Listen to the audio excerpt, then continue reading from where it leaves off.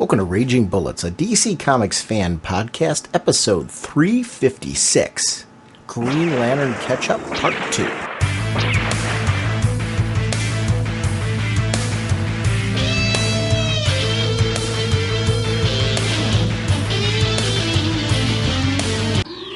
Raging Bullets. I'm Sean Wayland, drnorge, and I'm joined this time by friend of the show Myron Rumsey and Jamie Dunst as we have the second part of our Green Lantern catch-up show. As I mentioned on our last episode that I was going to be coming back a little bit sooner because we're doing a couple of shorter episodes just to get us back on a regular flow for the podcast. And Myron and Jamie join me as we discuss Green Lantern 21, Green Lantern New Guardians number 21, and Green Lantern Corps 21. Plus, we also have some listener voicemails about previous content and the Green Lantern universe. So, and including, actually, we have a great discussion as well about the most recently released Batman issue of that 0 year. So, it's really, really cool. We are proud members of the Comics Podcast Network and the League of Comic Book Podcasts. I want to give a quick shout out to the Sensei. Jim's not on this episode, but Jim actually today, when I'm doing this, it's July 2nd, and it's Jim's birthday. So I want to wish the good Sensei a happy birthday. And Jim will be back on our next show. Sponsoring us this episode are DCBService.com and InStockTrades.com. Over at DCBService.com, this is the week that you want to be checking out DCBService.com because they post the new listings for the month. And this is a great chance to see what new deals.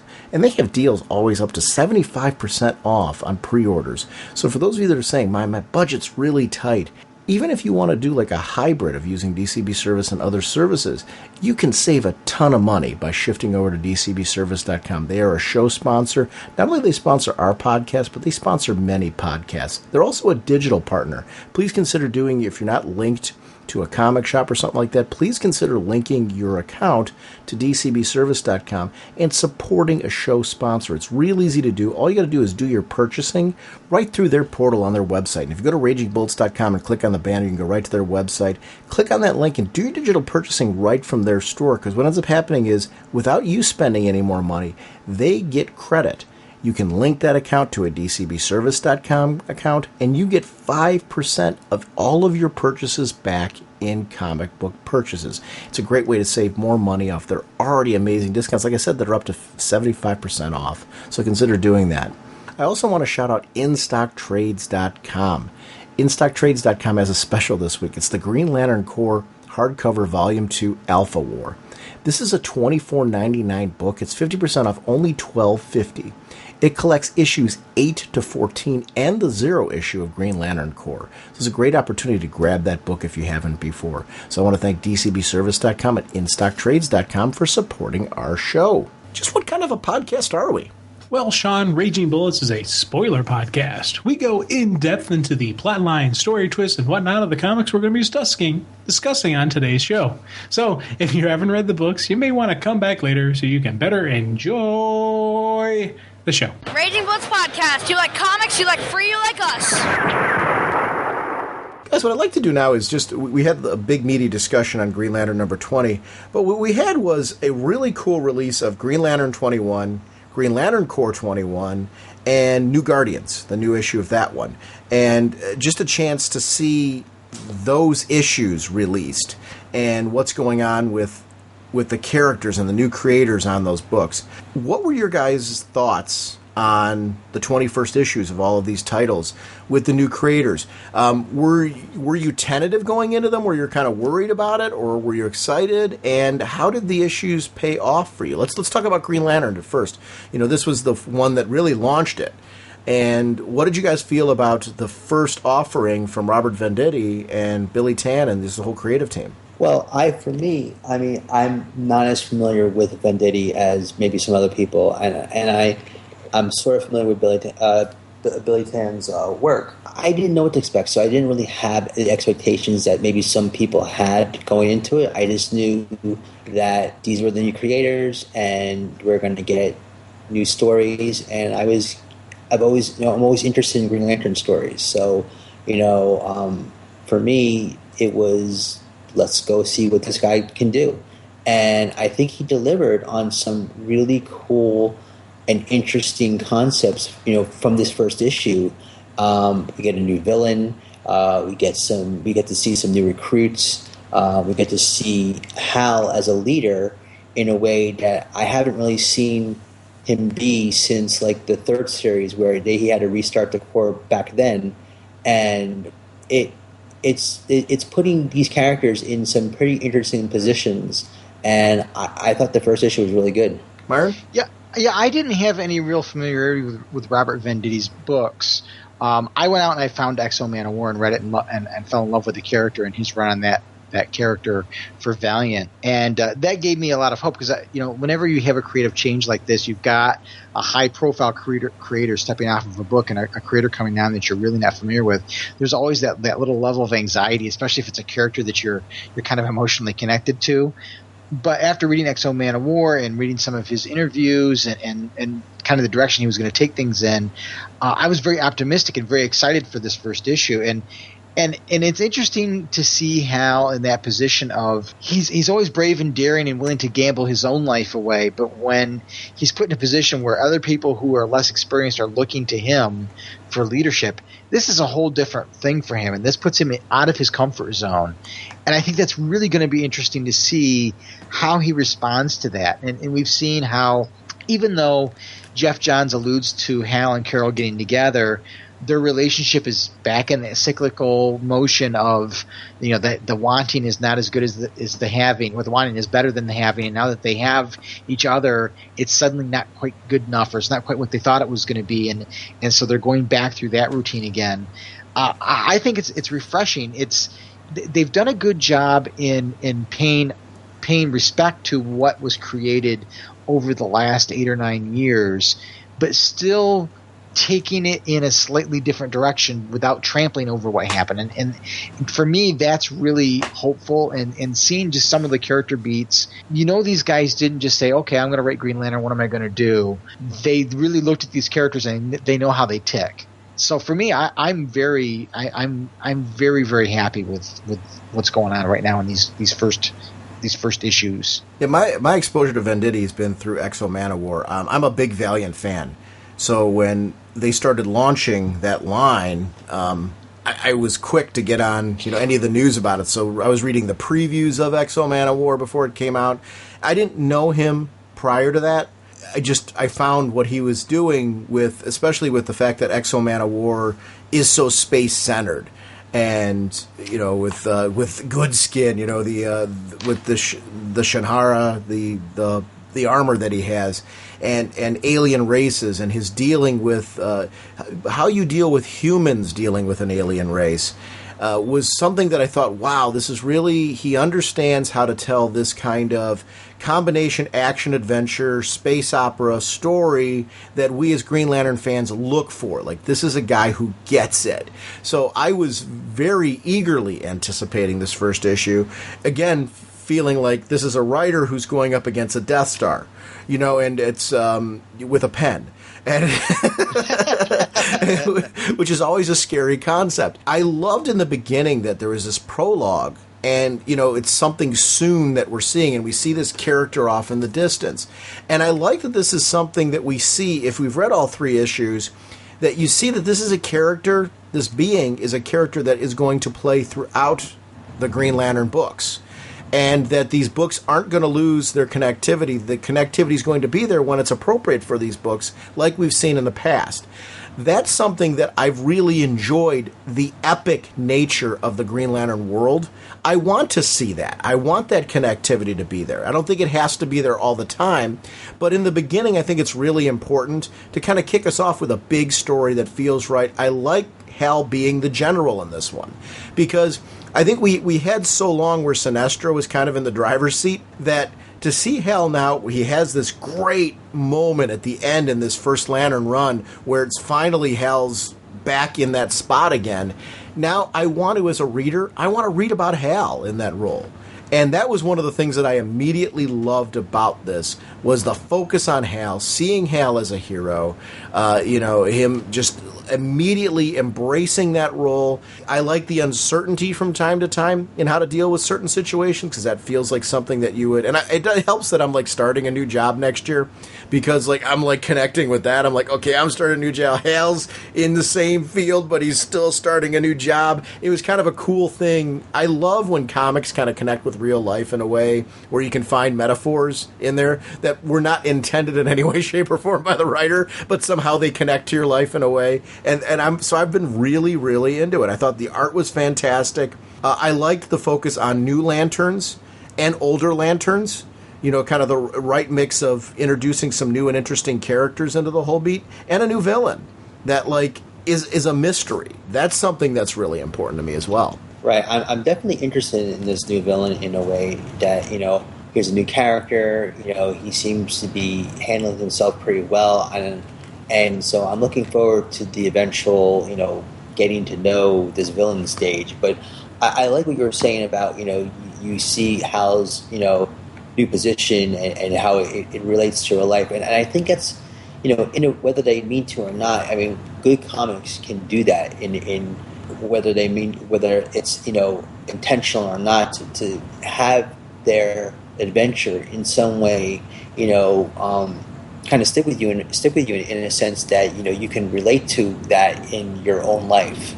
And everyone started a new job and had different responsibilities that they didn't previously have before, and to see how having to worry about other people in this job, where before he was just kind of like the lone guy himself, that he would go in, kick butt, and not have to worry about anyone else. In this aspect, where he's more in a leadership role that he probably didn't have in any way, shape, or form before, and he's got to worry about his troops, is interesting, and I kind of like that aspect, and I want to see him kind of eventually get used to that and kind of excel in that. The meetings with Carol, I think, were something that I really wanted to see as well, because I love that relationship.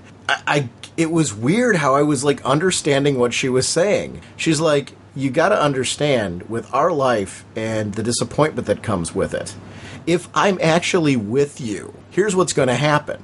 Because it's happened so many times before, and we as readers have seen that cycle. So I love that this is clear that it's a writer who has looked at that relationship for the roller coaster that it is, and we get to see how that's playing out here, where Carol has to come to terms with that and face it. I like that it was her, and I got her reasoning. I didn't want to see her do it. I was saying, Carol, no, don't you see what you two have just been through?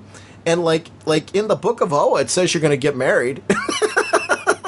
So I want to see you two together, but I got it. I'm I understand where she's coming from, and it's one of those, your heartstrings are pulling, and it is that part of me that goes, I get that the Book of Oa may have said that in the future, but the Book of Oa can be changed, just like Sinestro can rip out pages, those pages can be altered. But I loved how that whole sequence played out with the two of them, because I really felt that Carol was bringing up some real concerns that come from a genuine place of where their relationship has been in the past. Yeah, I agree. I mean, it's, you go from that last part in issue 20 to this, and you see the reality set in that, they what they do is dangerous, but it's more than that for her ring, because she has to love how to wield the power, and sometimes it's not easy. It is Hal after all. So I mean, it definitely puts him in an interesting place to begin this new chapter of Green Lantern, and that's one of the things that I'm going to be looking forward to seeing is the re-evolution and the constant evolution of their relationship, which has always been an interesting thing for me. I think Robert Venditti made a really series of interesting comments about the prophetic nature of the end of Green Lantern number 20, and he said a couple things. He said, what we don't know is if Sinestro's writing the Book of Oa, is that really what happened, or is that what Sinestro wants everybody to think happened? And if it is what's true, we still have a lot of living to do between point A and point B. So I think it's really just kind of neat that this isn't necessarily what's going to happen. As nice as a bookend as that was, maybe it isn't. He casted a little bit of a doubt there so that we don't lose that whole thing of when somebody's in a position where they might die, just because it says in Green Lantern number 20 they did, doesn't necessarily mean that they did. Right. In comics, we're one world-shattering event away from. yeah, exactly. And the good thing about comics is like you were alluding to with Green Lantern, with Green Lantern Corps 20, where it came out before Green Lantern 20, so you knew something was happening. It's still cool to see it in the book, and for this, while it's cool to see at the end of Green Lantern 20, the bookends. You're seeing the end result, and you're not seeing the journey to that end result. And this is what you're getting in issue 21 is the beginning of that story. And I think that's what makes it interesting, because it's one thing to know the ending. It's another thing to see the story get to arrive to that ending. And that's what I'm looking forward to.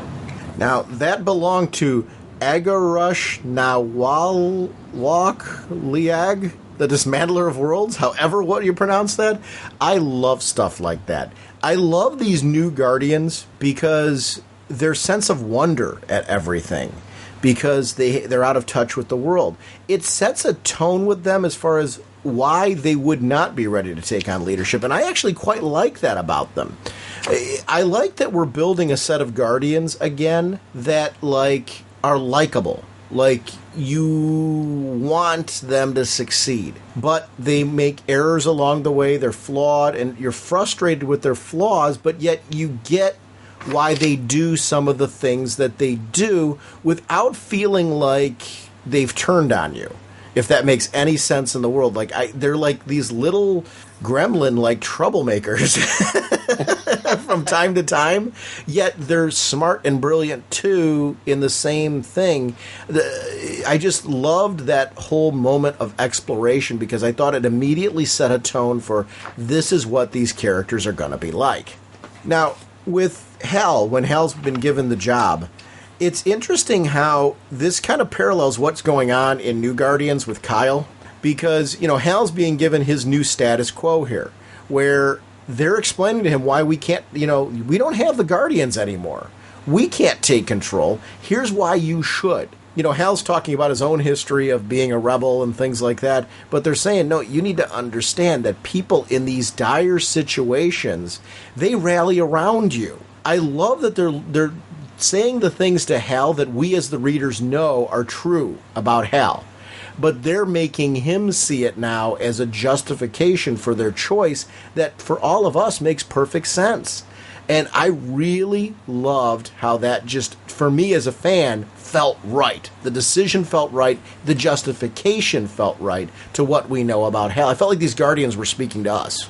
Definitely. It's interesting. They come in with with a outsider's view of things because they've been locked up for so long that they come in with a objective view of everything, and in this short experience time they can see that Hal is the natural leader and people will follow him, and it only makes sense that he helped rebuild the Corps as the leader of the Green Lantern Corps. I like that there's certain things in here that play out in the other issues. I do too. I reading this and then reading the other two issues, it was nice to see a bit of things that kind of flowed nicely together, and you got it from a different angle, camera angle, if you will. If you want to go back to the cinematic, look, feel to it. You saw things from a different, camera angle, and I like that. Is there anything that you're let's, before we go any further, it's clear, am I right in saying the three of us really enjoyed these first three offerings? Oh, I enjoyed it. Yeah, I definitely enjoyed it a lot. Okay, let's go on the flip side. Is there anything that that concerned you, with the fact that we've had a creative change?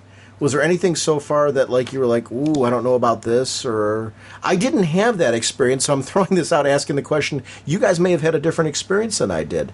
Myron, let me go to you. Is there anything that in the first, initial offerings of these that concerned you or made you wonder, I don't know how I feel about this direction, or? No, there really wasn't anything that raised any red or yellow flags. I think it's really been a smart decision for them to take each one of the Earth Lanterns and give them their own series. I think sometimes you've had fans of one character or another feel that they're in the shadow of someone else, and kind of by splitting these books and giving each one to each one of the Earth Lanterns, they each have their own time to shine, and they're all going to be given the spotlight.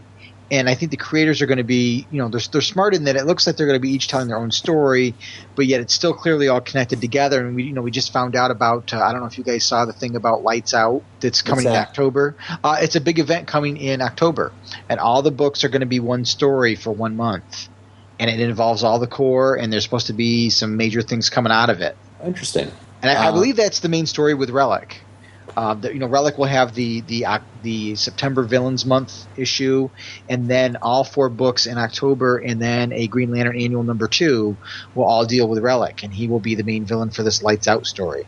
That's cool. Yeah, for me, there was nothing really, that I was worried about or had a problem with. I mean, with Green Lantern 21, there are a lot of little things in here that have me intrigued, like when the lanterns from the science cells are going to answer the call, and the one lantern is just saying he's protecting the one woman that's in the science cell. He just wants to protect her. That's interesting. I read that and I was automatically like, oh, this sounds interesting. I want to know more about this. I mean, I'm curious about Larfleeze and why he's suddenly attacking Oa, and I'm interested in these new recruits that you see at the last page of 21. And there are a lot of things that mostly have me intrigued to learn about and want to know more about and see what's going to come down the line than I had any fears of. It was, I think it was a really good way to start the next chapter, and I'm more excited than anything else. I liked how the release of the rings led to the rookies. Like the end. I mean, I know I'm jumping to the cliffhanger. And I'm not saying we can't talk about anything else in the issue, but that moment where like Hal and Kilowog are having, Hal's got to show some leadership there, and he's got to show how he's going to be a little different. I don't think that he was doing it intentionally for that purpose, but he's looking at a situation where like, okay, I'm the leader now. Somebody's got to make a decision what to do with these rings. Do we keep them here, or is it time to replenish the core? And he makes the decision like it's time. Let's get this out there, scanning and all that. And these kids come in at what couldn't have been the worst time. Yeah. Yes. And I like that kind of stuff. Larfleeze is attacking. He, and you've got now Hal is like in a position where he's taking some charge in the battle, but now he's got 4 really young rookies that are on the scene. I'm a big fan in these books, and I think it was Green Lantern Corps that really has indoctrinated me in this, of the balance of introducing new characters that we can learn to like and really get behind, and balancing them out with hitting on the old favorites, the ones that we really want to see. And I think that's something in all 3 books they've done a really great job of doing. They've shifted some focus to some characters that we haven't seen a focus on, like Soranik I mentioned. I liked seeing her get a little bit of a focus again, because I felt like she's been, ever since like the New 52 and Kyle's, reimagining, we really haven't gotten a lot with Soranik. It's nice to see that character being brought back in. I would like to see where they go with her from here, because I really, whether she's with Kyle or not, even though I really loved that relationship, I want to see that character have a story and have a voice. So that's always a nifty trick when it comes to a large cast, picking and choosing who to spotlight from time to time to remind fans that they're still there and who they are and what they mean and who to rally behind. I was glad to see her getting a place while we get these new characters in that I'm like, wow, which one of these is going to be my new Soranik? Which one of these is going to be the one that I'm really going to be interested in seeing and following? Is it going to be the whole group? I don't know. But that's something that I'm endlessly engaged with in the Green Lantern series, is keeping, Simon Baz was a character too. When I first saw his designs, I'm like, ooh, is he going to be Asbats of the Green Lantern world where I want him gone, after a while? When it's been exactly the opposite. I found him incredibly engaging, and I'm so excited to see his continuing story in Justice League of America. I think that's they're doing a great job of really introducing interesting and unique characters that flesh out this universe. I agree, and just to go back to the Hal Kilowog moment in Green Lantern 21. When I read that issue, when I read that scene, to me it felt like a Green Lantern the animated series moment for the two of them, because it just felt very comedic. Where he's like, "I'm making a command decision," and all the rings go out, and one of them bonks Kilowog on the head, and it's just like, man, all it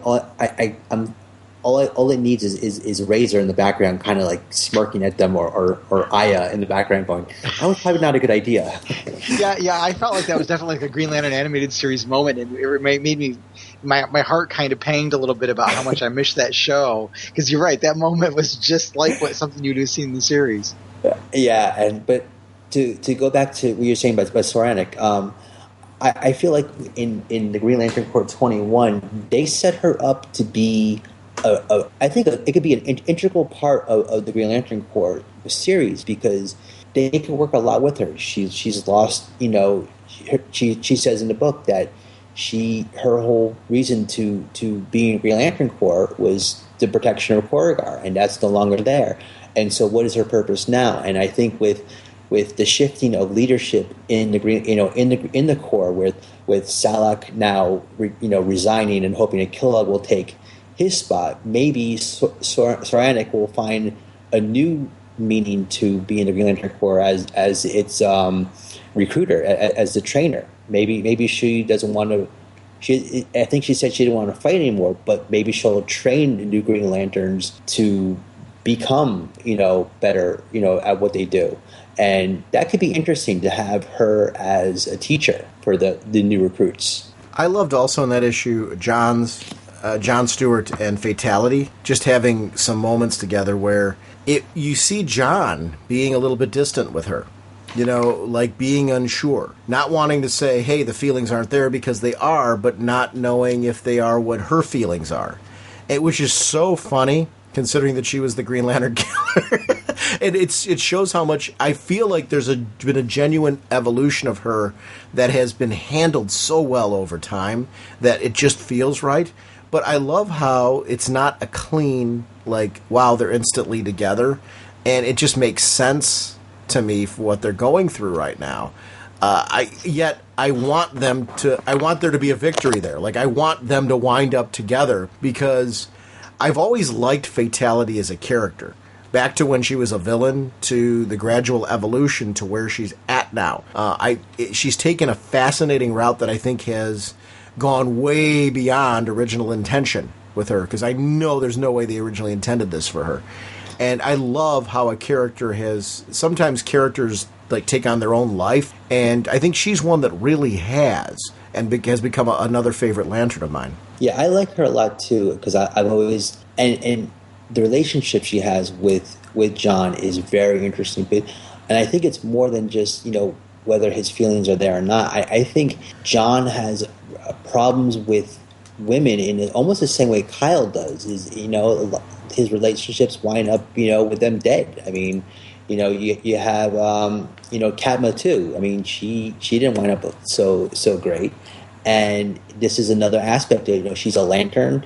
They have a history where John probably still feels guilty about what happened, and there's so much baggage going into it that while they still have those feelings, there's so much else there, and yet you find yourself rooting for them throughout the whole issue. You can see the conflict that they have within themselves, and it's something that I found really, really interesting. Like, I'm just reading it, I'm like, wow, I was flying through my first read on that. I was just flying through those parts, and I was like, oh wow, I can't even believe there's another part to this, because I'm so into this story that I almost forgot that there was going to be another part of the story. So it was really, really good.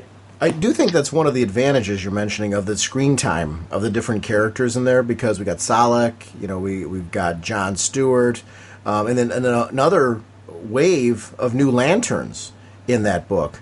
that, again, it's all I obviously leading in the similar direction to what the other titles are, but the shift in focus, and I really loved the fresh art style and the fact that we got Durlans in it. I'm like, wow, this is great. It's leading into, again, more of the DC mythos. I'm sorry, Myron, it looked like you wanted something. You wanted to say? I was going to comment about how realistic I thought John and Fatality's relationship was throughout that, even though in the end they're supposed to be getting together, how John can't negotiate between his emotional feelings and his intellectual feelings, and I think that's very realistic and very human. But yeah, seeing the Durlans at the end, that to me was such a complete surprise.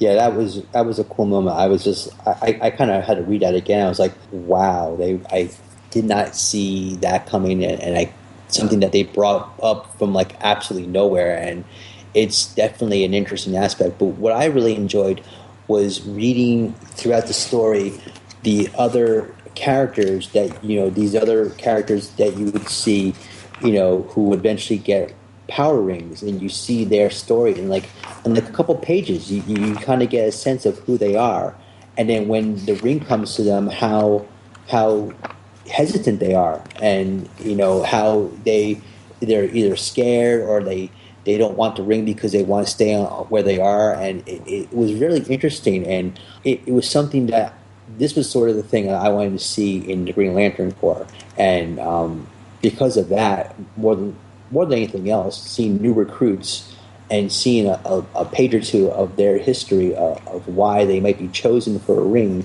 was really cool. I've always liked that moment before they're chosen, and to see in this case that they're hesitant, they don't want the ring, is interesting. So I'm looking forward to seeing these new recruits and see where they go and what happens to them.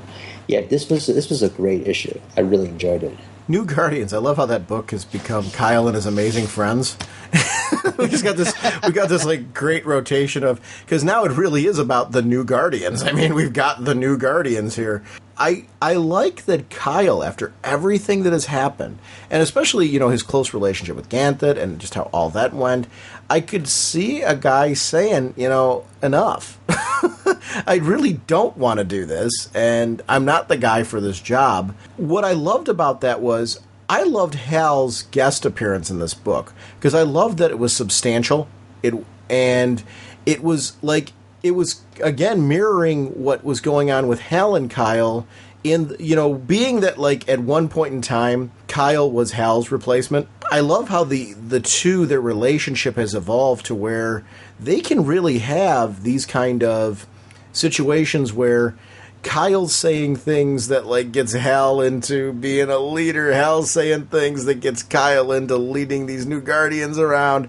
It was great to see the interplay between the two of them, how comfortable they are together, yet how different they are too. And I feel like there's a friendship there that has developed that we as fans got to see develop over time. That kind of discomfort that was there from Kyle is in the early on when he was uncertain of what his role was in the Green Lantern universe, being that Hal's back, like, where does that leave him? I like that that's gradually evolved into what this friendship is now.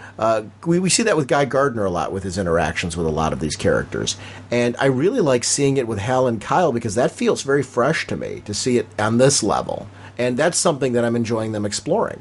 Well, for me, I mean, I've always liked the interactions between Kyle and Hal, because it's almost generational in more ways than one. For them and for even the audience, to see them interact and have this friendship that you weren't sure it could have before. That now that each one of them has their place in the Corps, I find it to be very, very cool to see when they do play it, and when the writer gets it done right, it makes for very good interactions. Like, I love the one in the Green Lantern 21 where Kyle is making reasons why Hal should be, why maybe he shouldn't be a leader, and Hal's looking at him and goes, "All right, dude, just stop helping me." And in this case, where Hal is trying to convince Kyle that he's the right person for this little experiment with the Guardians, there's a comfort level between the two of them that I'm kind of glad to see. I was just going to say they're kind of like, you watch certain actors in film that play buddy friends, but they're also the kind of guys that bust on each other, and that's kind of how I see the relationship developing. Is that they both admire and respect each other for their differences and their similar qualities, but at the same time they don't mind having fun at the other one's expense. It's one of the things that I really enjoyed, too, in that sequence, was that while they're having fun together, I like that it's a good tool for us to know more, and to be reminded that Kyle's gone through training to how to use the entire emotional spectrum. And we see him using it here, but also experimenting with it, because while he's learned how to use the emotional experiment, he doesn't have the expertise that the individual lanterns in those emotional spectrum core would have. So I liked when he's using rage there. And I was like, I didn't think that you could do that, use the ring to infect them with rage. And he's like, honestly, I wasn't sure it would work. I thought it was so great and so natural.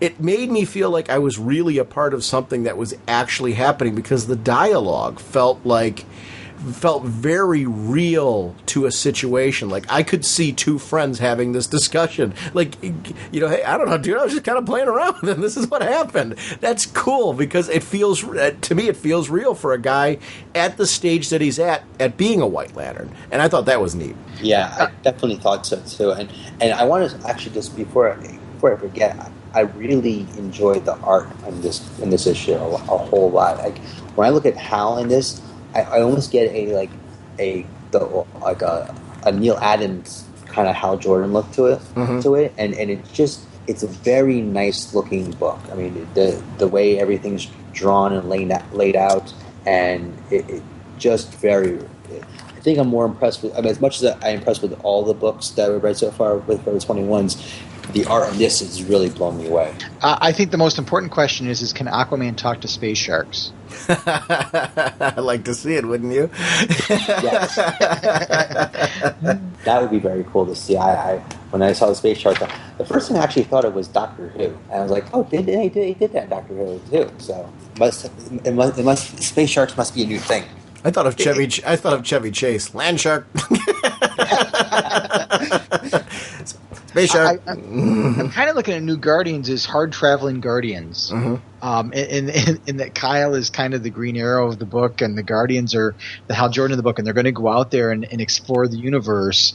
And I think it's going to be really good for Kyle, because he's always been a character who does best in a grounded story, and he's going to be able to explore the universe with the Guardians, who have such fresh young eyes. I'm really hopeful for this book in particular, because I think it's going to be a great journey for these characters. I like that analogy, because with the hard traveling heroes, I mean, basically the purpose was to bring the Guardian that they had to kind of show them what it's like to be human. And so for this, it's similar, where Kyle is showing them around the universe to see what it's like to live in the universe, so they can get an idea of how to better protect it. And it's not so different than the hard traveling heroes. So I mean, that's a really good analogy. I never really thought of that until now, but that makes it even more of an interesting parallel. I liked when Carol showed up, because, we get more exposition on what happened with her and Hal from a different perspective, because we get to see her now talk to a friend about it.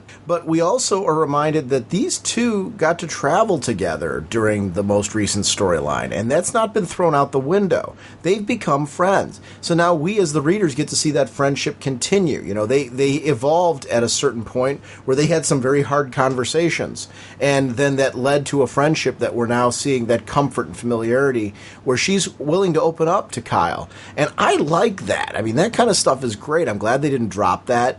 And it felt real and fresh and natural here. Like, it more than it would have felt if it all of a sudden was like, well, why don't they talk now? That kind of stuff, it's just 2 pages, very, very well handled, then leads into this whole anomaly, which, now we're getting to see Kyle deal with the fact that the new Guardians aren't the best at being diplomatic.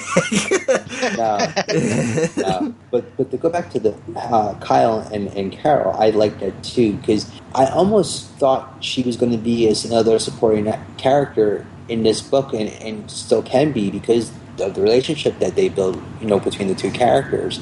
But I still find it kind of creepy that Kyle, even after all this, even at 2013, still has a lava lamp.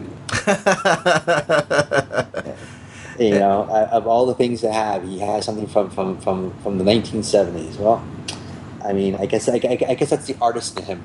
I love that he's got to take it with him into space. Yes, well, everyone needs a lava lamp in space. I think it's in the top 5 things that are essentials. And the second big question is does a lava lamp work in zero gravity? You kind of want to know, don't you? Yeah, Like, I hope we see that. Well, I guess if you're a Green Lantern, can't you make it work in zero gravity? Couldn't you make gravity in zero gravity? Maybe. Maybe we'll find out. Maybe they need Sinestro, I think, needs to come in and introduce that ability. Or it would be actually, it's more Baz now. Baz is the one that's doing all kinds of crazy things with the ring. Yes. Yeah. Baz's new ability will be that he can make lava lamps work in space. He can heal people with his ring, and he can make lava lamps work in space. And that will make him the greatest Green Lantern of all time. That's right. I liked Exeter. I liked like the idea that there was this Guardian there, and we didn't know what he was doing. I didn't see it going where it did, and I really liked that. I liked that at this point we've introduced this character of Exeter, who's this Guardian, and of this anomaly, and basically telling him, no, you can't view this, you can't study this, you need to just go away, just turn around and go. And at first, you kind of feel like he's being unreasonable. Until what happens, and you see all along, this is a great issue to reread, because knowing what happens at the end, then seeing, you view Exeter, I don't know if you guys felt this way, I viewed Exeter completely differently on the second time through.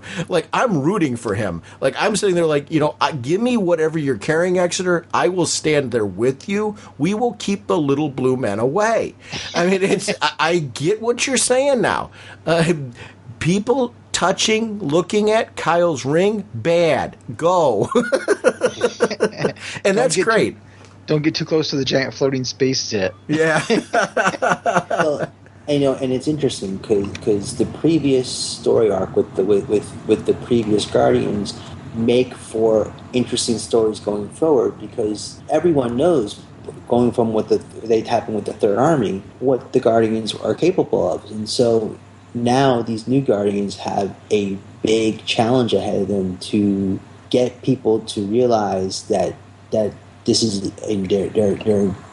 their way of thinking about how to do things is different than their brothers and sisters of before, and they have to get the universe to realize that they really do want the best interests of the universe, and that's going to be tough, knowing what's gone before. And this guy, he doesn't know one Guardian from another, and so it makes a lot of sense. I did see his point of view more on the second reading, like you did, but it's definitely an interesting perspective that the Guardians are going to be feared and probably not very liked very well going forward, and to see that journey will be an interesting concept as well, because they're going to go around the universe, and people are going to be afraid of them. So it'll be interesting to see how they deal with that, in the fact that these are very naive Guardians and they haven't lived, in the universe for a very long time. So it'll be interesting to see how they react and what they do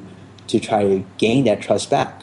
I liked that Hal, his justifications for why he wanted Kyle were based on exactly what you're saying too. Saying, I don't trust them. We know what happened with the Guardians before and all the secrets. So it's you can't immediately trust that these guys coming out of there are going to be anything different than that. And a lot of their behavior here, where they're not stopping and listening, they're, children, that really need some parenting and need to understand that when Daddy Kyle says no means no. He's going to end up putting one of them across his knee, I'm telling you. Yeah, I mean, I really was, and yet that felt so natural. I'm I get it. Any good parent knows that it's a timeout. It's not putting over the knee nowadays. So, but as I learned, you when I have a 2-year-old, you put them in for 1 minute of each year. So if they're a billion years old, that's a long time in timeout. Well, maybe that's what the old Guardians did to them. Maybe they were just in timeout. So maybe they weren't so bad after all. So maybe they really weren't just protecting the First Lantern. They were sent to that hidden zone area, the cell, because they were bad. That could be. I think you're onto something. They had a long time to think about what they did. And the First Lantern was able to get out of his timeout just a little bit sooner. Nah. Maybe they were bedwetters. Oh, there you go. Maybe. I don't think you get time out for that. Not usually, no. I liked that this all led to the introduction of Relic, though.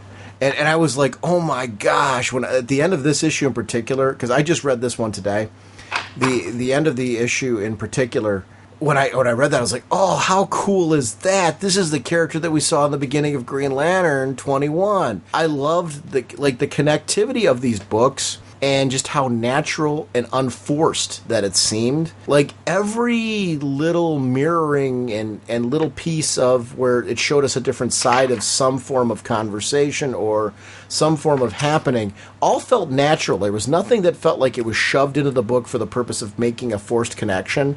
It just felt like, hey, in this story it made sense to have Carol here, and why wouldn't Kyle talk to Carol about what was happening? It was cool to see Relic here, because it makes sense, and it was cool to see that sometime soon we're going to see that big battle with Relic being up there that, like, is really going to be death-defying for the Lanterns. Like, what an anticipatory build that you got, that when, like, this character's introduced, I really cared that, like, oh my gosh, that's the guy from the first book. That was awesome. Yeah, and it's great because when you read these 3 issue 21s on their own, they start something interesting within their own series that makes you interested in what's going to go on before. But, and this, if you decide that you want to read all 3, you get something that's encompassing everything in each other's book, that you get I won't say a clearer picture, but you get more satisfying, reveals at the end, where, with Relic at the end of this book and some interactions throughout the other issues, that seems more satisfying when you read all 3, but you don't need to, and they're just as good as and intriguing when you read them separately. Do you guys think the death of John Stewart is still on the table? I hope not. I don't think so. I mean, if so, then the guys that, because they've said, well, we've never been asked to kill John Stewart and there are no plans to. If they end up doing it, I think it makes them look bad. So I just because they've said that, I kind of believe them, because if they came out and said it and then did it anyway, they wouldn't come off looking so hot. So I don't think he's going to go anywhere. I think he's here to stay. I hope not, because I really want to see that relationship developed. Go ahead, Jamie. Yeah, and I think that's what you're going to see in the Green Lantern Corps. I think you're going to see the development of John and Fatality in their relationship and working together, and I almost see them as working partners now, as much as potential a couple. So I don't think he's going anywhere. It would be interesting to see how they would kill him off if they did, but I don't see that happening anytime soon. Except here's the part where I was deathly afraid, just because of that being thrown out on the table. I was deathly afraid that the time he's going to tell her that he loves her is when he dies. Well, that could always happen. One thing I was interested in the New Guardians is when the Guardians were saying they don't make a best guess, but if they were saying that fragment is his mind would be that there is a fragment of the old universe within, and Kyle was like, old universe. I do not believe our universe was the first, nor quite likely will it be the last, and something of what came before which remains here still. Now, that I find that interesting. I don't know if they were referring to, could it be the old DC universe or just a different universe? But every time I hear old universe, I'm thinking, my mind always wanders to the previous DC universe, and I wonder if that has anything to do with that, or that was just something that they wrote in there. I loved that it was a theory. Like, I like that he said afterwards, I do not believe our universe was the first, nor quite likely will it be the last, and something of what came before remains here still. So I like that he doesn't know that for sure. He's throwing out a theory, which that that's something that I find interesting about the Guardians. The idea that these are guys, because of their longevity, because they're very smart, they have theories about things but even though for as smart as they are, for as long-lived as they are, they don't know everything. But they know more than we do, and their theories are going to be mind-blowing. Okay, are they like you said? Are they talking about the old DC universe? Are they talking about another old universe? What does that mean? Is he right? Even right. And I like it because before he says it, he says, "Well, they don't know because they don't like to make theories. They don't like to take guesses. But if he theoretically made a guess, this is what he would sit. This is what he would theorize." And I just found that very interesting. And you read a book, but sometimes you see something that just catches your attention, and that caught my attention. Did you guys have a favorite out of these 3 books? I really latched on to Green Lantern Corps a lot, although I really like Green Lantern. I liked the New Guardians in a sense, because it looks like it's going to start on a story, especially now that Myron had mentioned the Hard Traveling Heroes. I could see that going through, as an interesting story. So I like them all for really different reasons. But if I chose one, I really liked the Green Lantern Corps a lot. I thought it made, basically because it had so many different characters and it started on a lot of interesting plot points, from within the Corps, from seeing these new recruits and seeing the relationship between John and Fatality. I always like Green Lantern because I want to read stories about Hal Jordan, and that's that'll be my bread and butter till I stop reading comics. But Green Lantern Corps had a lot to go on and had a lot of really interesting aspects that going forward is going to be really interesting to see. Yeah, I have a hard time looking at the books and trying to pick out a favorite because I like them all for different reasons. But if I had to pick one book, I guess I would pick the main title just because it's setting the stage for everything. And the other books are kind of dependent on what goes on in this issue. And at the end of the day, I'm a Hal guy, and I'm probably most interested in following his journey than anybody else's. Same here. Yeah, I think I've very similarly to you guys. I think the fondness that I think I have for the main Green Lantern title too was it was the first issue we got a chance to read with a new creative team, and I think it just felt so good to me when I'm like, oh, is it gonna feel right? Am I gonna still be getting, what I was digging? I love that it felt new and fresh while at the same time it didn't feel foreign. It felt like it really belonged there. And I thought that was really great, to have that. I love the focus on Hal because I really was ready at this point to read some Hal stories, and see him in there. But what I was so pleasantly surprised with, and this is where I'm going to get a little wishy-washy with that, because I loved, and I guess it's going with what you guys are saying too, I really liked all 3 of them for very different reasons, but taking that aside, I also liked all 3 of them for their similarities with the way they handled the interconnectivity. I think the issues read very well on their own. I didn't feel like I had to know anything from any other title in order to read those issues. But wow, was there something cool and insider when you are reading all of them. I was a fan of when Malibu Comics came out with their comic line. And they had characters like Prime and the Strangers and stuff like that. They had a lot of really cool creative talent that was launching a universe there. And there would be things like on the TV screen in one book, like the Strangers, when they first came onto the scene, they were on the television set in Prime, with the TV reporting on what happened in their first issue. I love that kind of stuff where, as a fan, if you've been reading multiple books, you find echoes and nods to what happened in the other titles, but they aren't forced in such a way where you need that information in order to enjoy any single book that you're reading.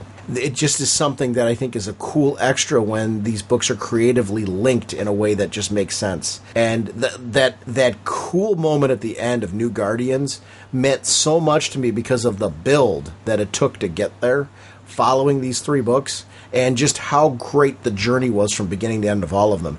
This is how you follow up an incredible creative team. You give us something that feels new and fresh. This does not feel to me at all like they're trying to be the creative teams that came before them. It it feels like they definitely are trying to understand what fans loved about that, but at the same time, they're not trying to be Johns and Company light. If you do that, you're going to fail. They're doing it their way, but the right connectivity is there. This feels big. It feels epic. It feels like a larger universe. And that's always the build along the way to the big epic events in Green Lantern is, to me, always so great because you'll see little connecting threads that you don't know quite how they piece together, but by the time you hit that event, you're like, oh my gosh, everything I've been reading has been building to this, and here's why. And I'm feeling that right now, which is really important to me in the Green Lantern books more than any other. Yeah, I agree. I mean, for me, I think the good thing about these books is I think the new creative teams are doing a lot of things right. I think they're not tossing aside what came before. They're taking that, making it their own, taking some interesting concepts from the previous and running with it, but giving it their own voice. And so you're reading a new chapter, but it not like a restart. You still got the stuff that came before, so they're taking interesting, plot threads and going forward with it. And I think the best part is that you can tell from these first issues that the creative team, they get the voices. They understand the characters, where they're coming from, where they've been, and then more importantly, hopefully where they want them to go. And, I never read a character and said, that doesn't sound right, that doesn't sound right. Everyone sounded like what I thought they should sound like. And so between that and the really great artwork in there, I'm really confident with this new creative team going forward. I think they're going to do well, and I think the stories are going to be interesting. And I think, if you're a Green Lantern fan, you got nothing to worry about. Yeah, I got to co-sign what both of you guys have said. I really think that these creators kind of took the baton that was passed to them by Pete Tomasi and Jeff Johns and Peter Milligan and Tony Bedard, and they've got their own voice, but they're still going to realize that there's a universe that's been built and we get to play in it.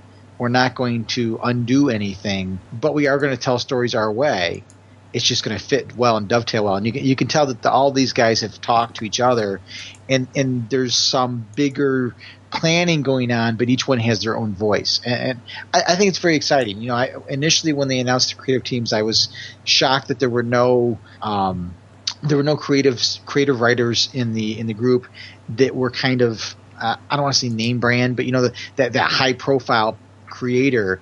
I didn't see those names, and I was a little taken aback at first, but in just reading these first 3 issues, I'm like, boy, DC made very good choices. And I think it's almost better that they don't go from one brand name, like you don't go from a Jeff Johns to another brand name writer.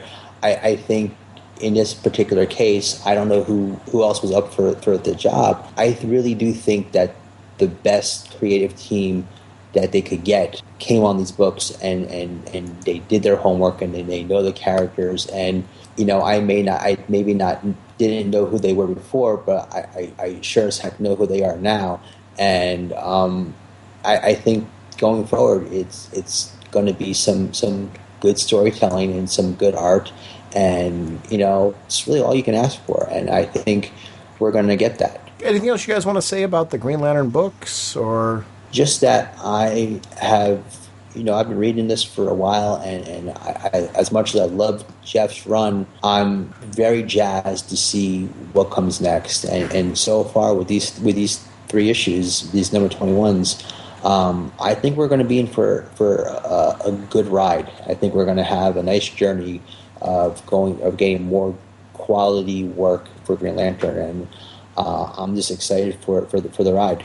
Myron? Yeah, I agree. I think that while we got a nice clean break at the end of Jeff's run, this is really an exciting time to be on these books, and these are perfect jump-on points for anybody who thought about reading the Green Lantern books and didn't want to make that jump because there was so much history during the Johns era. That this is a perfect jumping-on point for anybody. I think now, it's funny because, Sean, every time you have me on, I always say it's a good time to be a Green Lantern fan. Mm-hmm. Well, it's still a good time to be a Green Lantern fan. And that's a great thing. I mean, that's as fans, when we read comics, you want that. You don't want that part where you're going, maybe it's time to jump on. You really don't want that.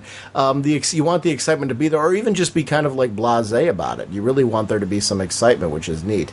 Myron, please tell us about the blog of OA and the podcast of OA. Well, the blog of OA is my website that's all about Green Lantern stuff, everything from news and reviews to rumors and interviews, and it's kind of my love letter to the Green Lantern universe.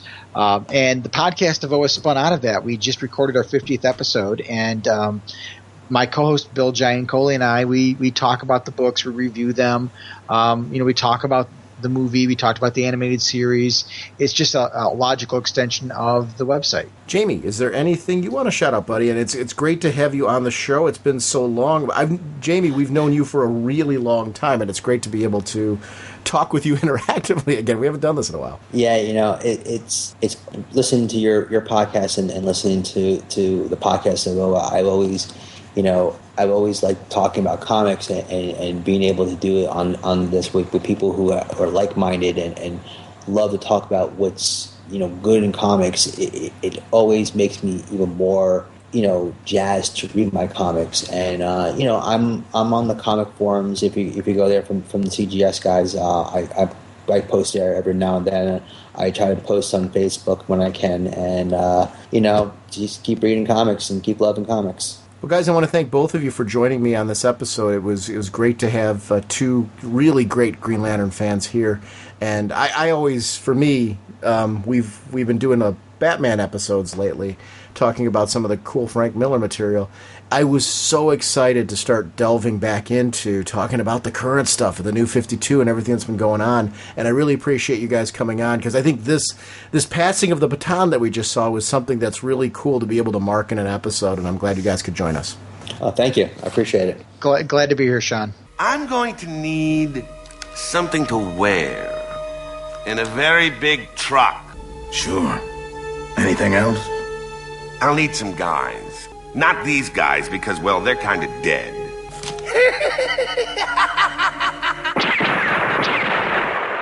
How's it going, guys? This is Brandon calling out New Orleans again. Calling about a little Green Lantern. I know you guys have got a show coming up on it, and I just finished reading the last of the new writer issues that have come out so far. We've had the Green Lantern Corps, Green Lantern, and now the New Guardians.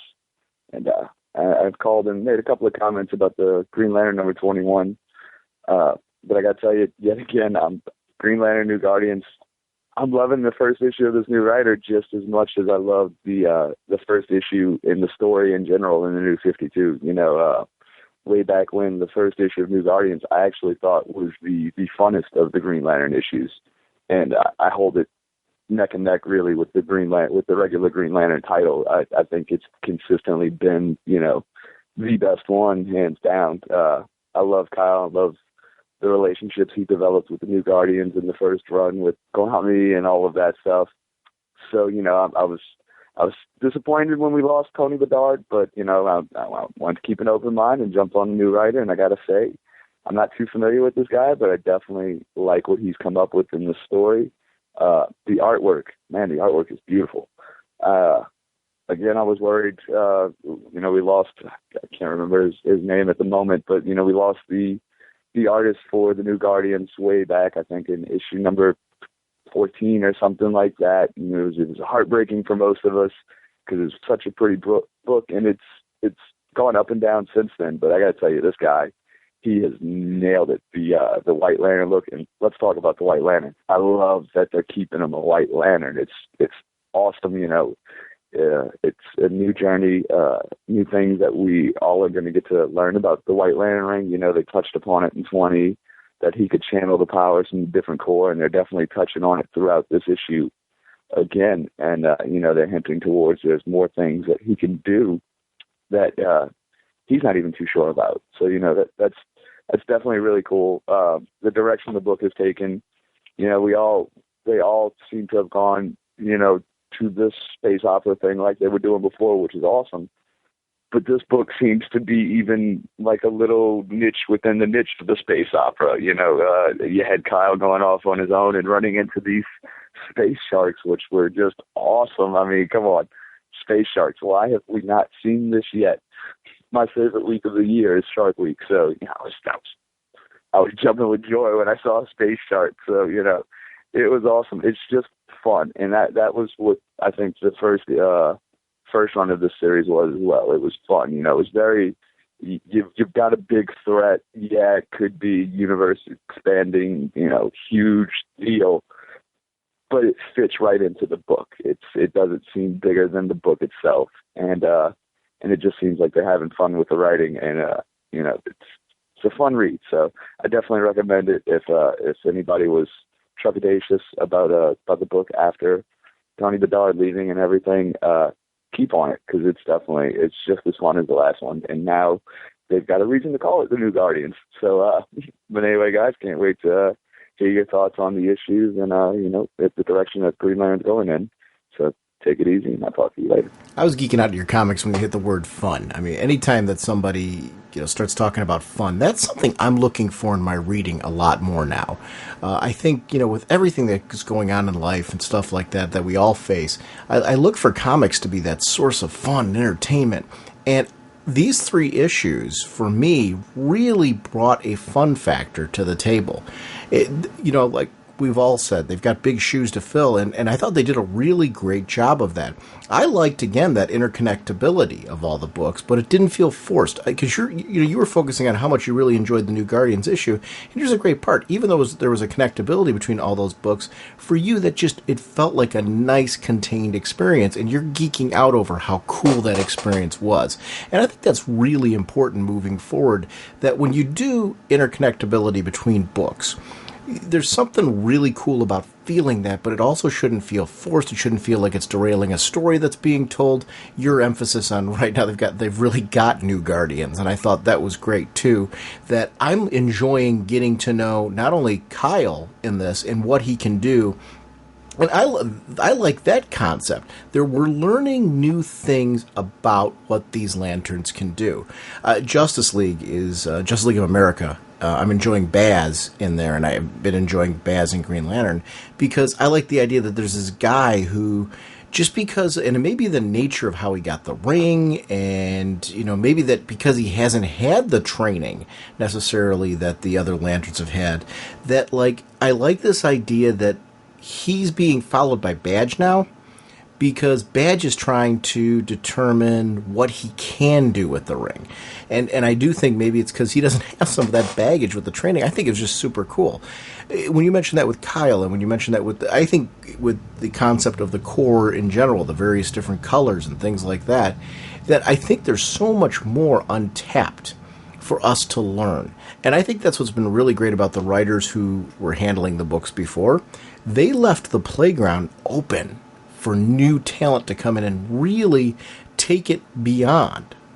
And I think that was the real key about how everything closed off, was they ended their story really great, but at the same time they left it in a classy way open, so we as fans just have this sense of imagination and wonder for what's going on.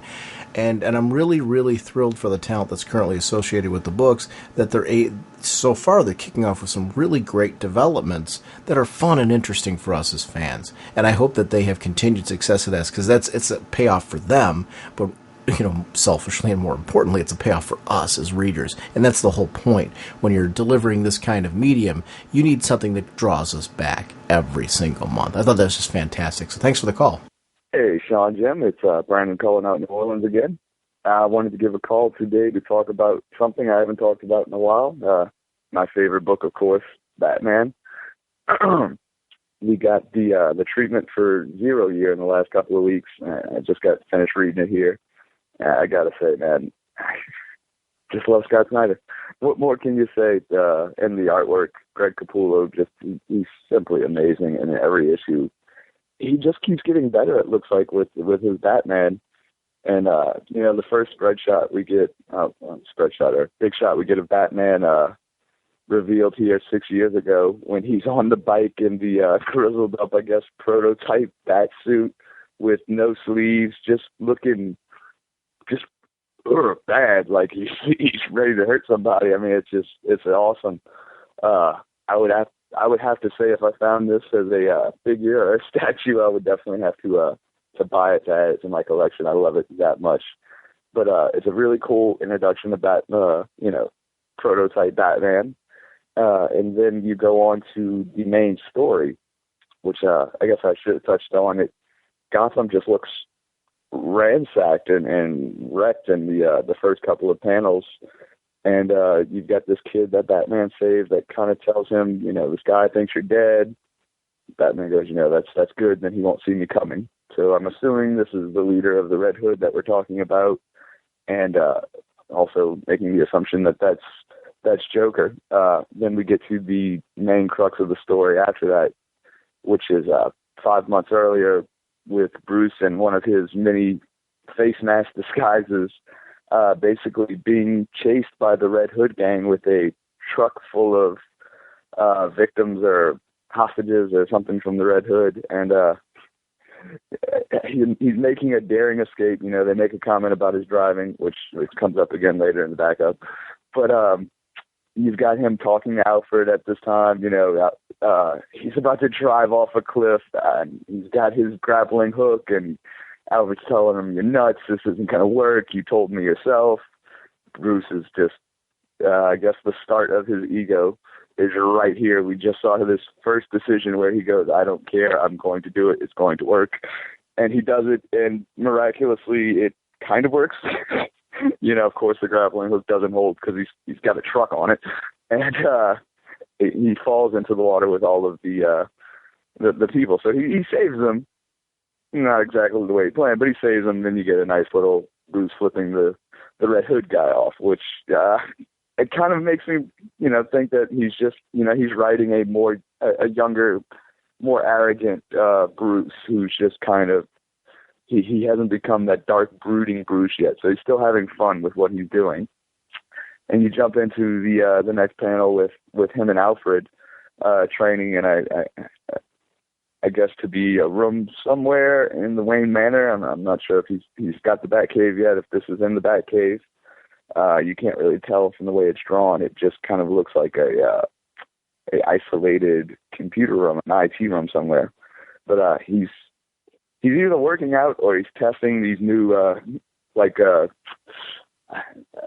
know the word I want to use to describe them, but gravitational boots. They're basically clinging him to the ceiling, and he keeps adding weights and adding weights and adding weights until it can't take anymore. So I'm guessing that he's just using his testing maneuvers as a way to work out at the same time as well, kind of like we saw in Batman Begins. But I love that, he gets to as many weights as he can, and then finally the boots give out.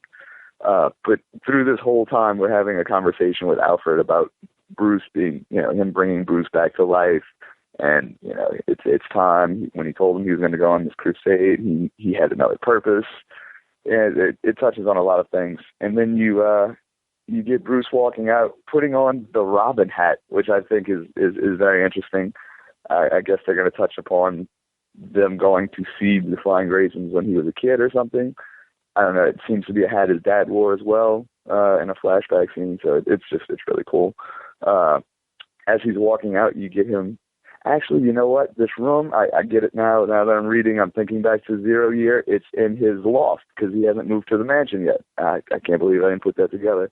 We should all go back and read the Zero issue before reading this now that I'm thinking about it. But anyway, he runs into his uncle. "Oh, I knew I'd find you through Alfred," he tells him. "I followed you for years." And he basically tells Bruce he wants him to partner with him because we all know that side of the family. The Canes are, known for being shady people. Oh, big thunderstorm going on over here. Anyway, they're known for being shady people. So he wants to team up with Bruce to bring the Wayne name because the Wayne name is so good, and he can do great things if Bruce would take over the company. And of course, he shows him the new Wayne Tower, and we get to see the penny in front of Wayne Tower, which is cool because I've never really gotten where that penny has come from. We saw it in use finally in Court of the Owls when he dropped it on one of the owls. So I'm interested to see how that ends up in the Batcave. But anyway, then you get the flashback, really sentimental moments with him and his dad talking as he was younger. And then you get to the main thing with Kane, where we see that he's actually, he has a plot going on he wants to do something with Wayne Enterprises, and he's got the Riddler working for him, and he basically tells him the only solution is to kill your nephew. So that's, I'm guessing, is going to be one of that and the Red Hood is going to be the main gist of this 0 Year story, but it's shaping up to be very promising. And I hate to say this, but almost more than the main story, I love the backup. Bruce Wayne, and where the hell did he learn to drive? I mean, come on. That was about the funnest backup I have read in a Batman title in forever.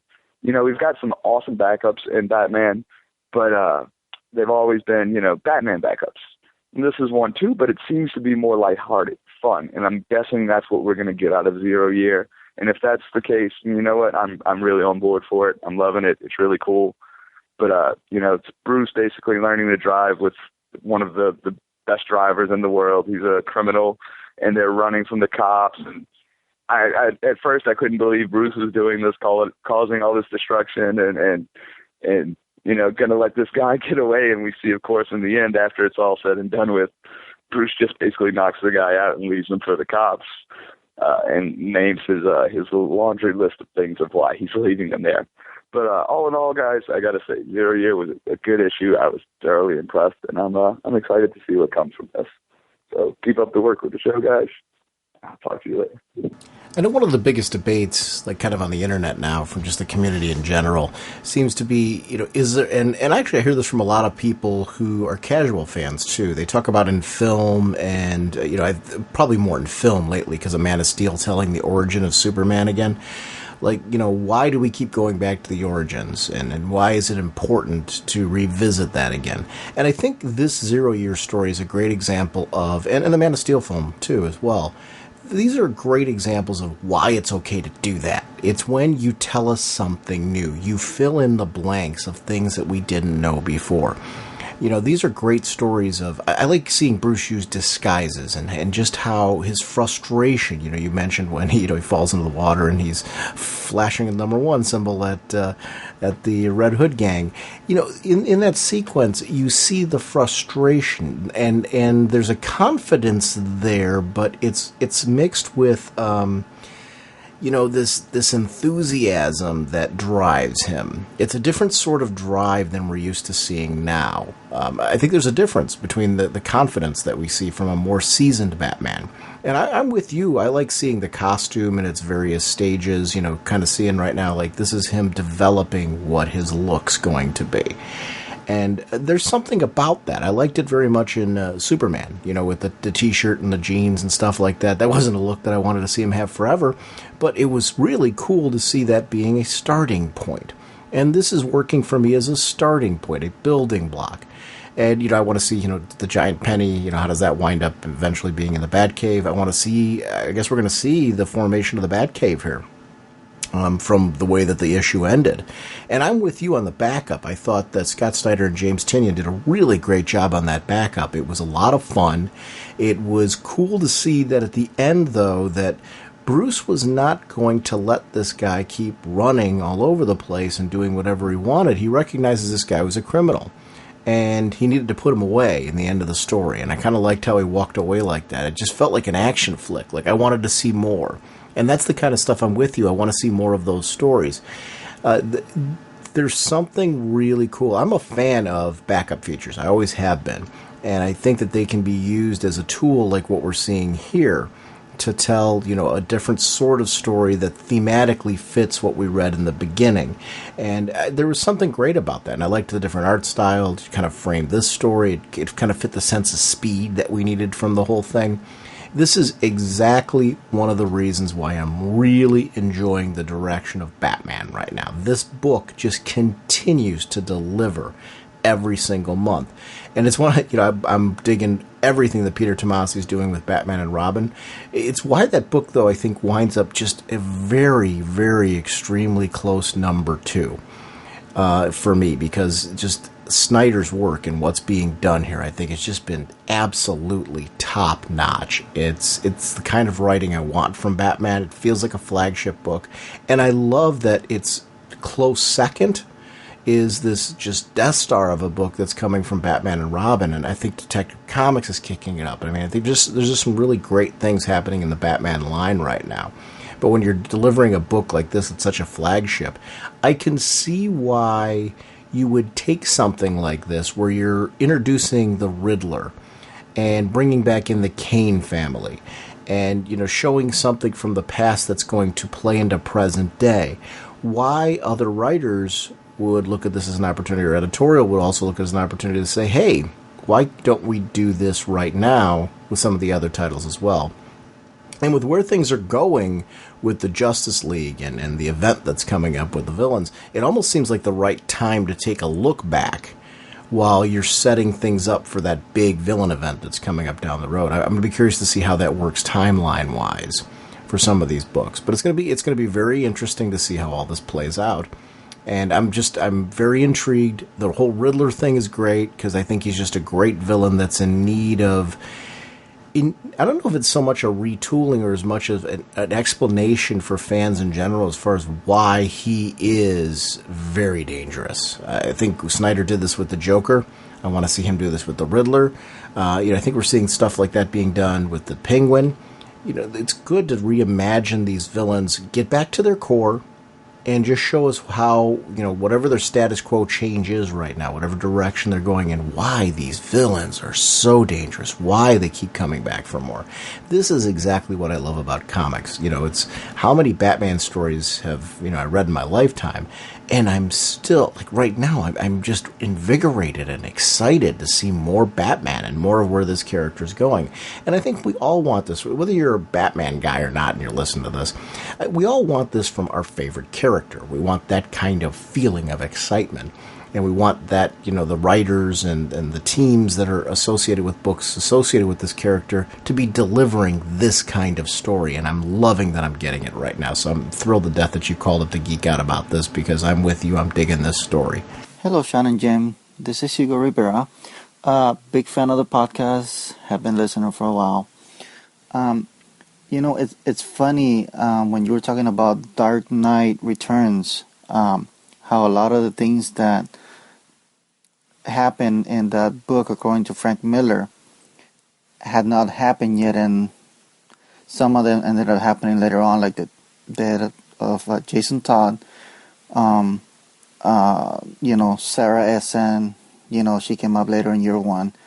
And one of the things that brought back to my memories is back in Volume 2 of Green Arrow, After Zero Hour, when Ollie met Connor at the monastery, and then he changed his uniform to the Connor Hawk version, and he became entangled in this eco-terrorist group called the Eden Corps, and he ended up dying in issue 100.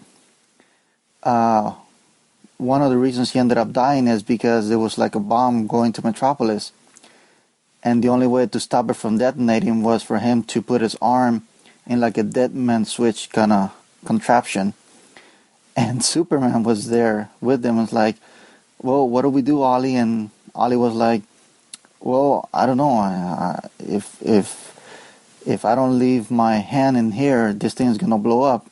And Superman looked at him like, well, I can still save you. And Ollie looked at him like, oh, heck no, you're not pulling that crap. I'm paraphrasing, of course. And that's when he ended up sacrificing himself by blowing up the plane, because Superman implied, well, if I take your arm, I can still save you. And Ollie did not want to live without his arm, which is kind of funny, because that's kind of like a what if situation. Like, you know, what would happen if in issue 100 of Green Lantern, Superman would have actually cut his arm off to save Ollie? Would Ollie turn into the Dark Knight Returns version of, you know, Ollie that we see with Frank Miller? And it's just one of those things that brought back memories, because you guys are talking about stuff that had not happened when Dark Knight Returns came out. And like many people, I read it years later. I read it after Jason Todd died, after Tim Drake was introduced. So it's just one of those things that brought back memories. Anyways, I went long enough. Keep up the good work, and I'll be listening. Yeah, thanks for the call, Hugo. It's actually funny. You take that one step further then, and you take a look at what happened with Roy Harper. And at one point, Arsenal had lost his arm in a similar way to what you're mentioning, and we got to see that played with. And would Ali have been the one to have gone through that scenario if that had happened in issue 100 instead? And what would that have been like for Ali? You know, how do you as an archer recover from that? And we get to see that kind of stuff played out in The Dark Knight Strikes Again. But it would have been interesting in more of a present-day continuity to see how that would have played out in issue 100 as a status quo thing. But then we would have never gotten Connor, and I really enjoyed Connor. I liked that whole exploration. And that's kind of the funny thing. Like, we get questions a lot as far as, do we miss characters from the old continuity? Absolutely. But, you know, characters come and go all the time. Even if you look back in the old continuity, take a look at team books, for example. Characters would come and go. Concepts would come and go. Characters would be restored. And, you know, that would mean that somebody then takes a back seat. And you see them, but it's more like you're visiting with them for like a panel or two, and then they aren't really, you know, your main focus. So that isn't something that's exclusive to now. But when you're talking about those concepts, that was really interesting in Ali's journey, how he had to make that decision. And I don't know what I would do in that scenario. You know, losing a limb or something like that, and you know, I'm being sensitive to anybody who has ever been through something so traumatic or has a family member who has. I don't know if you're given the choice. I think it's very different and very personal for each person if you have that opportunity to decide whether you live or you do that. And in a split-second situation, a split-second scenario like that, what would you do? And yeah, I don't know. I don't know that you can make that call in split second on that. It was always interesting to see what Superman would have done. I actually liked that in that story, that Superman had to live with the consequence of that too, and there was a reaction from Superman in what happened with Ollie's death, and that like you actually got to see this was something that shook him, because you'd question like, should I have done it anyway? And I think the answer should have been, you know, in that one I kind of like, yeah, you should have. But then there's the respect of your friend and your personal colleague and things like that. I don't know. It was an interesting scenario that was presented there. That it's another one of those that I think, you know, we could sit at a table and have this debate for hours as far as, because I always question, like, shouldn't Superman have done it anyway? But then rereading the issue and looking at it again, I could definitely see with the scenario that was presented and the time frame and what Ollie was saying. And, you know, could Superman have saved him and pulled him out in time? And I think Ollie's hand had to be closed, if I remember correctly. Like, Superman couldn't sever his arm, and it would work, because I think the issue was that the switch had to be activated. So I don't even know that was possible. So I think Superman was also in a no-win scenario there, just like Ollie. It was a crazy scenario that was presented there. So it was an interesting trap, because I really don't know that severing Ollie's arm would have solved the problem either, because I think Ollie had to actually physically be able to make that happen.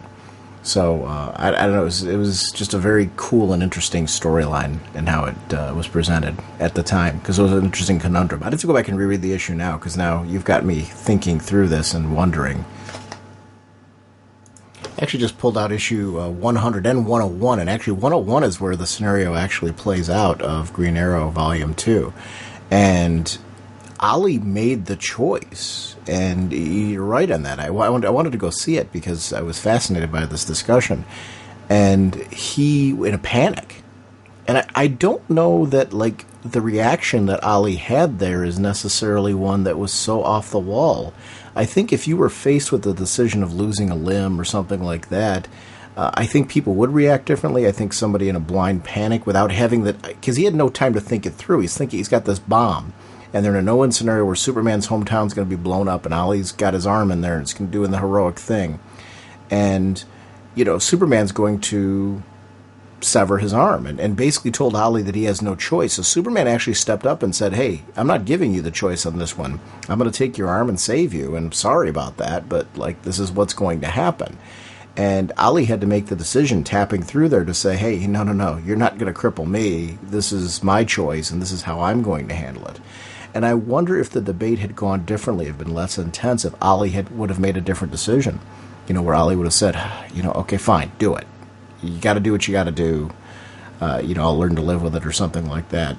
I don't know how you'd face that scenario. So it was an interesting conundrum. And I think timing, the time frame of it, where you've got a ticking bomb, will influence a panic state that would cause somebody in Ollie's situation to do that. But it was an interesting scenario that didn't play out till years later when we finally got Ollie back. But that's the fun way that comics go. I'm glad you called about this one, actually, because it made me dig up my issues and actually look at it while we were mid-conversation, because I wanted to see again. I didn't remember fully how that all played out, because I started thinking to myself, like, did Superman do something wrong here? And he didn't. Superman stuck his ground and basically said, no, I'm taking you out. And Ollie was the one that forced his hand, which I could see Superman's side of it. I could see Ollie's side of it, and that's interesting. I actually want to give a quick shout out to all the people that have called in with Man of Steel voicemails, and you're welcome to continue doing that. In 2 episodes, which is going to be in less than about a week and a half, it's going to be released. We have a recording that's already been done. We were joined by friend of the show, Art Lyon, and we discussed Man of Steel. I'm saving the voicemails that people have called in for that episode, so those are all going to air. Don't worry, I've got your voicemails, or I got a couple email comments and things like that from people where they actually emailed in their voicemails as audio files, and those are going to be on there too. So I just wanted to shout those out. Those are coming. If you want to call into the show, remember it's 1-440-388-4434, or we do it through Skype. It's Dr. Norge on Skype, so please feel free to sign up for a Skype account and do it right from your computer or tablet or phone or whatever other device if you have the Skype app. We would love to have you be a part of the show, and it's great discussions like this that come out of that. So please feel free to participate. So, who's got a camera? Ooh, get one of me and the kid first. Then you and me, then the 3 of us, and then one with the crowbar. Then...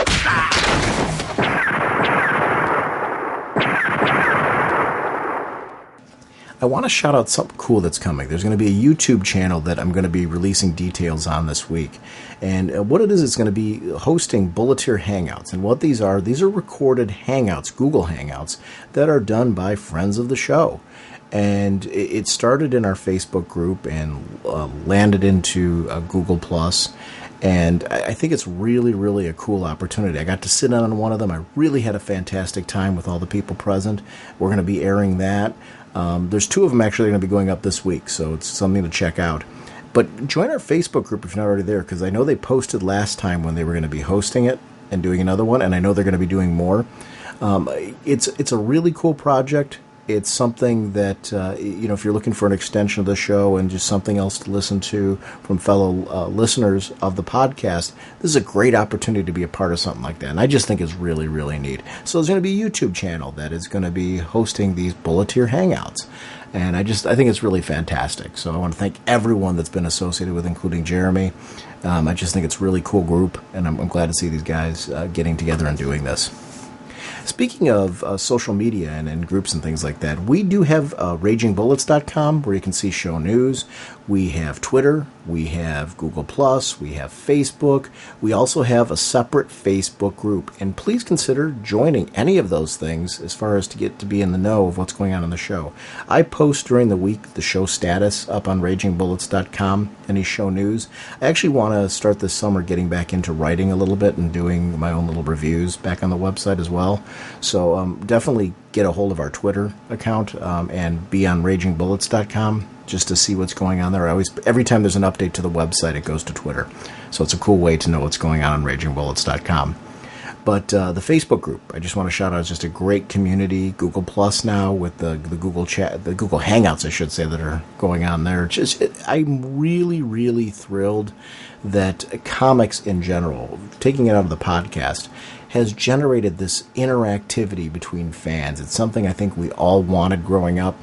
If you're a newer fan, it's really cool that you have this opportunity to experience comics in this fashion, because to me, it's led me to do much more rereading of comics based on somebody else's comments and commentary. Maybe even things that they didn't like that I did.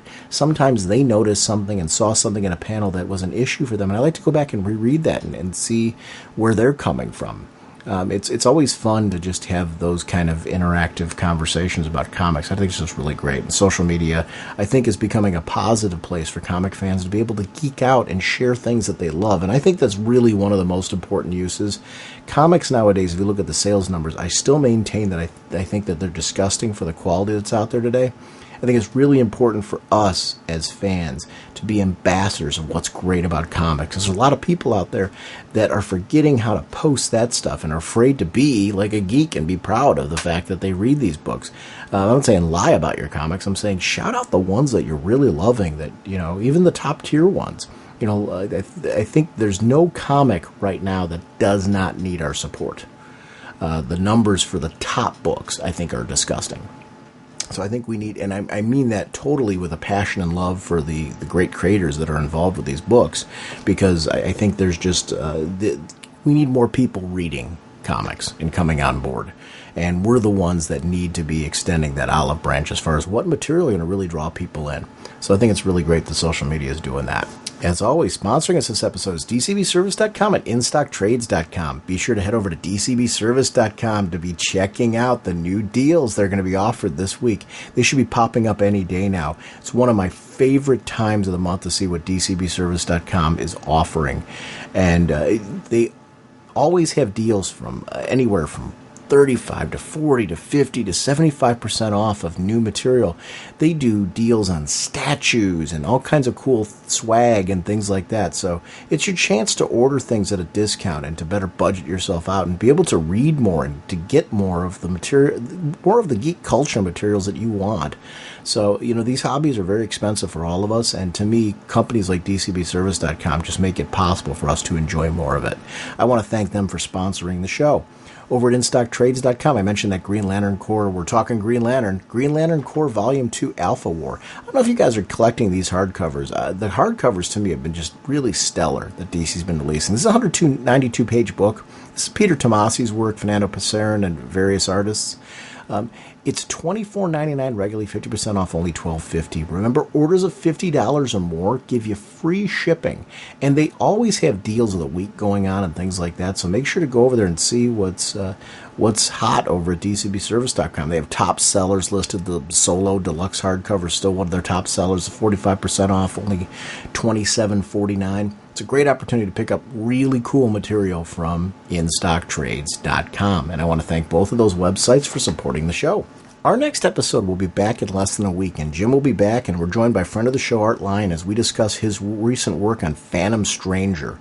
And then we are jumping right after that to our Man of Steel episode, which is also with Art, that was recorded in the same evening. We will be back in less than a week on both of those episodes because the content's already recorded. It gives me a chance to edit them and get them out to you guys. So it's nice. This summer we're going to get right back onto a normal Raging Bullet schedule, and these episodes coming up are certainly going to be that. And then we're going to continue jumping back into the New 52. Bye. Flying through space and time, 1,000 different lifetimes. Faded for love and flaws and incredibly clear sightlines. Swinging your mace around, such a practical outlook. Helping the JSA and occasionally supporting your own book. Hawkman, eagle eyes can't see. Hawkman, your plan and what you do to me. Hawkman.